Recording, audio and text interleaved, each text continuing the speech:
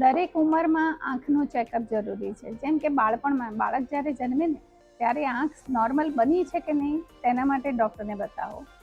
બાળક મોટું થાય જેમ કે 5 થી 10 વર્ષનું થાય ત્યારે ચશ્માના નંબરનું ચેકઅપ થઈ જવું જોઈએ. એ ના થાય તો બાળકની આંખ નબળી થઈ જાય. પછી જેમ જેમ ઉંમર વધતી થાય એમ ઘણા પડદાના રોગ થાય, કીકીના રોગ થાય, અથવા મોટી ઉંમરે મોતિયો પણ આવે અને ઝામર પણ આવે. તો આ દરેક માટે દરેક ઉંમરે દર 5 વર્ષે 40 વર્ષ સુધી આંખની તપાસ થવી જોઈએ. 40 વર્ષ પછી દર 2 વર્ષે અને 50 કે 60 વર્ષ પછી દર વર્ષે આંખની નિયમિત તપાસ થવી જોઈએ, જેથી તમે અંધત્વને નિવારી શકો.